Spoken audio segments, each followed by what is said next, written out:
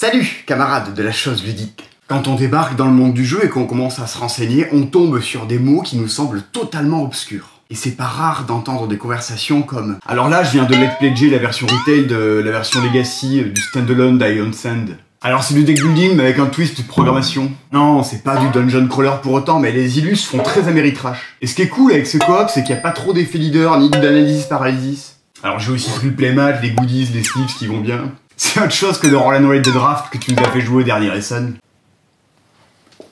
Quoi? Vous avez compris quelque chose? Alors moi oui. Et bientôt vous aussi. Allez, en avant pour une série de vidéos qui va faire de vous quelqu'un de meilleur. Du moins, en lexique ludique. 4 vidéos, à chaque fois 7 mots de vocabulaire. 1. La définition. 2. La sensation de jeu. 3. Les jeux cultes qui ont marqué le genre. 1 minute par mot, 7 mots. Putain. 1 minute par mot, 7 mots. Ah putain. 1 minute par mot, 7 mots. C'est parti.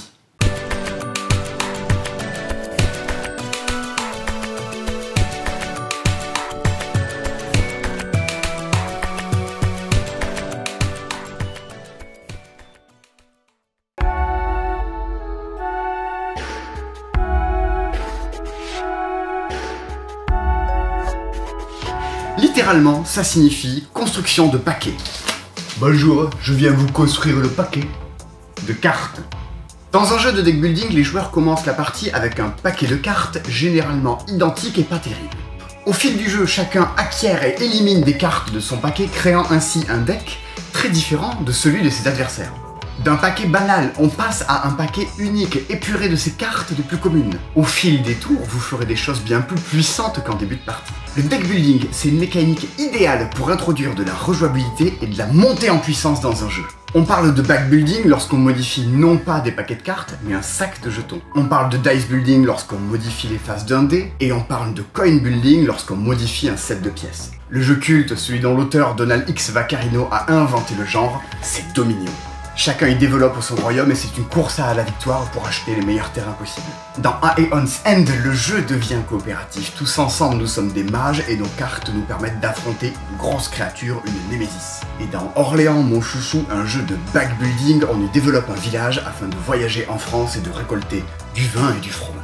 Le deck building, désormais, on en voit un peu partout, et surtout dans les jeux vidéo. Et un des meilleurs jeux de deck building au monde est un jeu vidéo, c'est Slay the Spire. C'est un chef-d'œuvre. 350 heures de jeu à mon actif. Ah!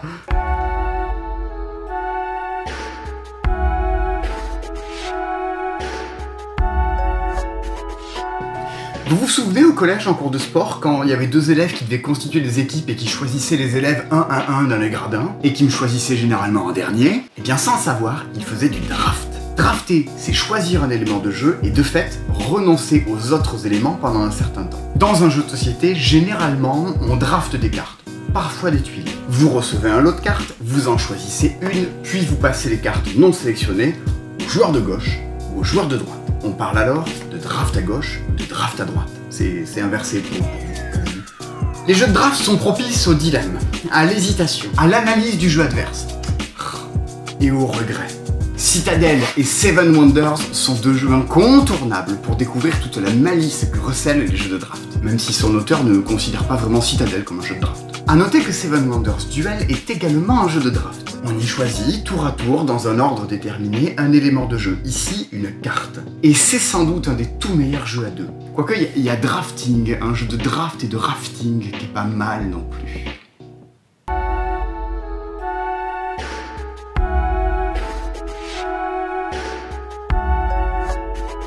Vous avez toujours rêvé d'être chauffeur Uber ou Deliveroo, et les jeux de pick-up and delivery vont vous permettre d'assouvir ce rêve néolibéral. Dans les jeux de pick-up and delivery, vous êtes là pour faire des livraisons, les transporter d'un point A à un point B. À pied, à dos de yak ou en train, vous êtes là pour alimenter des marchés, pour envoyer des troupes au front, ou pour aller récolter un trésor et sortir d'un donjon avec. Et c'est du boulot tout ça. Clairement, c'est des jeux qui vous font courir, qui vous font regarder la position de vos adversaires. Est-ce que je vais pouvoir atteindre cette case avant lui? Est-ce que je peux m'emparer de cette ressource avant elle? Soyez organisés, sachez planifier, et tout va bien se placer. Passez. Himalaya du fabuleux Régis Bonnecé est le jeu français qui a popularisé le genre. On y livre du sel, du thé et de la jade à dos de yak dans les montagnes de l'Himalaya. Vous avez également pu le connaître sous sa réédition Lord of Xidith. Sinon, à titre personnel, je vous recommande très chaudement Pandémie Legacy saison 2. Vous devez y acheminer des caisses de nourriture et de médicaments dans des villes détruites suite à une pandémie mondiale.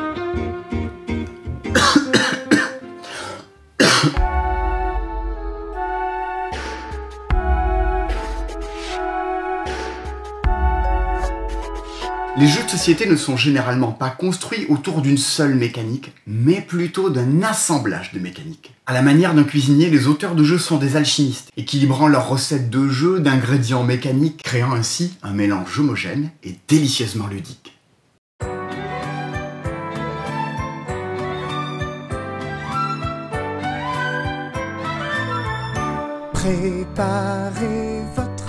Préparez votre table et une boîte plate et sans plus de discours. Préparez votre tour.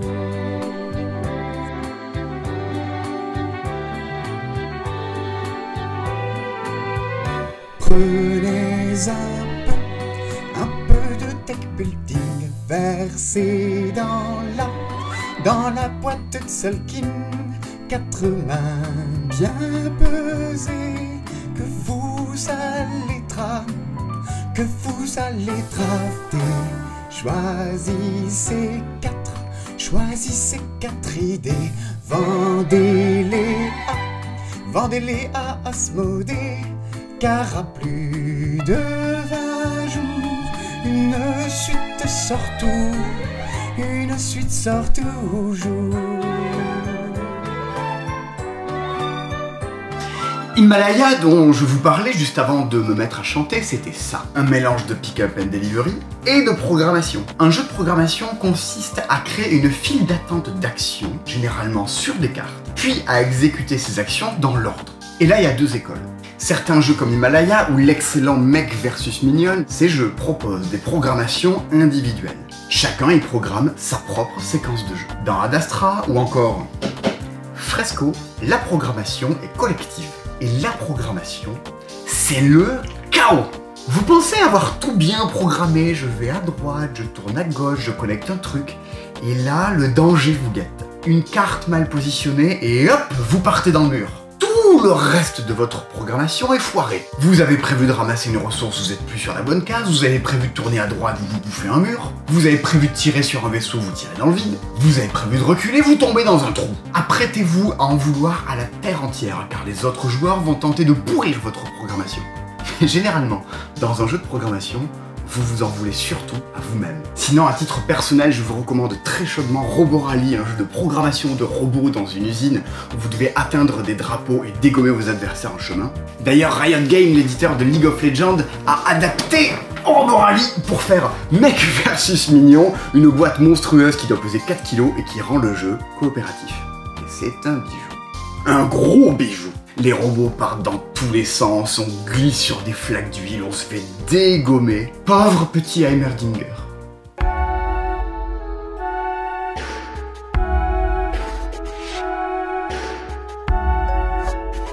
Mystère de la langue française. Pourquoi employer des termes anglais lorsque l'on possède dans notre langue les termes qu'il convient d'employer?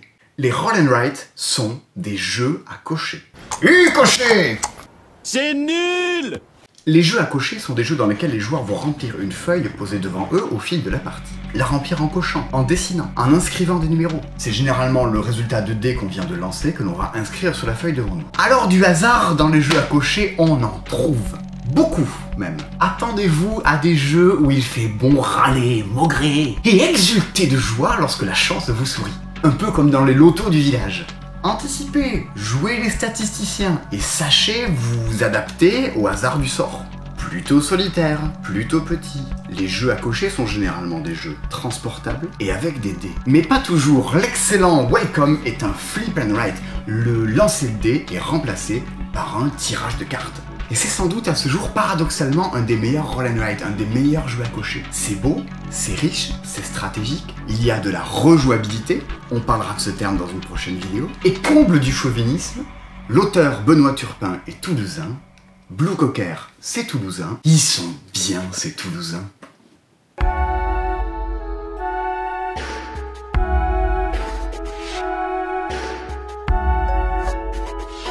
La pose d'ouvrier, à bien des égards, peut ressembler au draft. Dans un jeu de pose d'ouvrier, vous ne choisissez pas des cartes, vous choisissez des actions, en plaçant des pions ou des éléments de jeu sur un plateau. Chaque pion placé devient alors une contrainte pour les autres joueurs. Les cases occupées deviennent tantôt inaccessibles pour les autres joueurs, ou bien désormais payantes. Il vous faudra alors obtenir les cases convoitées rapidement, car il n'est pas dit que lorsque revienne votre tour, la case soit toujours disponible. Vous risquez également de manquer de pions à poser, de pièces à payer. Propices à la tension, à la frustration, les jeux de pose d'ouvrier sont appelés ainsi car ils sont généralement employés dans des jeux de gestion dans lesquels on voit des bâtisseurs construire des choses. Le jeu et l'auteur qui ont inventé le genre, c'est Richard Breeze, l'auteur de Brass, avec un jeu qui s'appelle Kingdom. Mais les deux jeux qui ont popularisé le genre, c'est Caylus et c'est Agricola. Généralement, les jeux de pose d'ouvrier sont des gros jeux de gestion. Mais cette année a connu la sortie de Little Town, un petit jeu de pose d'ouvrier, familial et accessible à un large public. Il en reste pas moins tendu et super frustrant. Et ça, c'est chouette.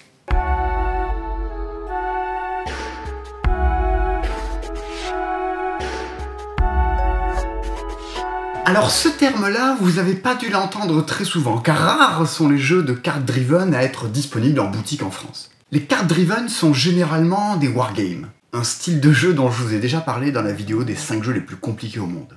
Vous revivez un moment de notre histoire mondiale en jouant des cartes de votre main. Et dans un card driven, les cartes ont généralement deux effets. Soit elles rapportent des points, ou des ressources, ou des troupes, ou elles déclenchent un événement historique.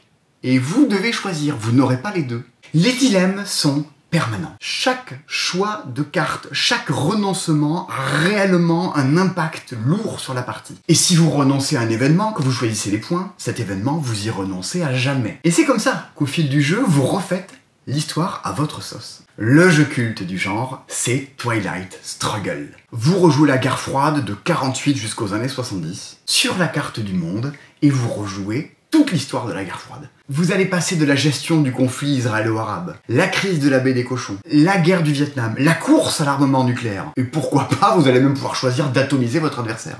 Après tout, c'est vous qui décidez. Enfin plutôt, c'est vos cartes.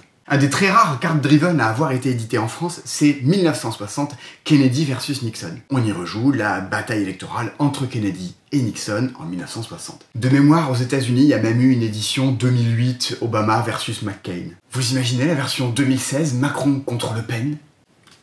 Je joue l'événement, ils sont partout, dans les villes, les campagnes, et tu perds 10% de vote. La semaine prochaine, on se retrouve pour un nouvel épisode du Lexique ludique. On y parlera de kingmaking, de standalone, de legacy, de rejouabilité. Abonne-toi, active les notifications et enrichis-toi de tout ce vocabulaire qui ferait de toi un très bon ludicaire. Un ludique quoi ?